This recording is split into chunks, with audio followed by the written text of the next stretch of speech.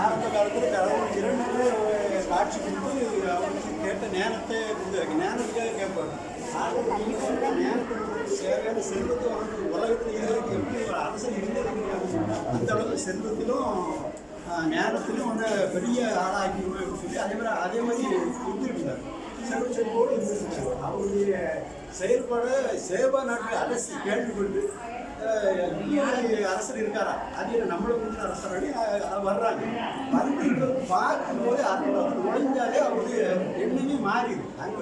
அங்கே இருக்கிற படை வீரர்களுடைய சீருடை, அங்கே இருக்கிற எல்லா ஒவ்வொரு காரியத்தையும் நுட்பமாக கவனிக்கும் போது அதான் அந்த அரசியல் சொல்கிறாங்க. இதுவரைக்கும் நான் கொஞ்சோட எனக்கு சொல்லியிருக்காங்க. நான் இங்கே வந்து பார்க்கும்போது தெரியுது இவ்வளோ பெரிய கடவுளுடைய திரும்பி பெற்ற ஆள் அப்படின்னு சொல்லி அந்த அளவுக்கு சிறப்பாக போயிட்டு இருக்கிறாங்க. எல்லா ஆண்டும் முதல் ஆதரிக்கின்றது சாரபல அரசு கட்டு ஒரு சிறப்பான ஆலயத்தை அது பூராமே பொன்னாலே வேகப்பட்டது.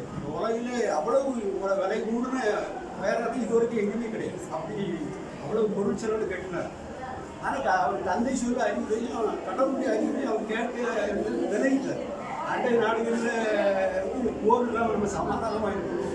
எகிப்து அரசனுடைய மனைவி மகளை திருமணம் பண்ணிக்கணும். அங்கே அதுதான் நாட்டு இடம் வச்சுட்டு அதில் திருமணம் பண்ணி இன்னொரு மனைவி இழந்து படிக்கிற மாதிரி நிறைய இது பண்ணி சமாதானத்தை விரும்பி கடவுளை விட்டு விலகி போய் அந்த அந்த மனைவியெல்லாம் சொல்லுவாங்களா, என் தெய்வத்துக்கு நீங்கள் வழிபாடு பண்ணணும், எனக்கு வழிபடணும். அப்போ அவங்களுக்கு கோயில் கட்டி கொடுங்க, தொழுகை மாடு கட்டி கொடுங்க.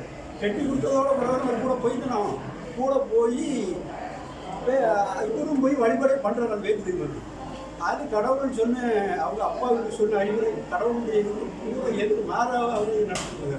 ஆண்டவர் சிறப்பு இனி உனக்கு இந்த நாட்டை ஆள்றதுலேருந்து உனக்கு இது கிடையாது. ஆனால் உன்னுடைய தந்தைக்காக நீ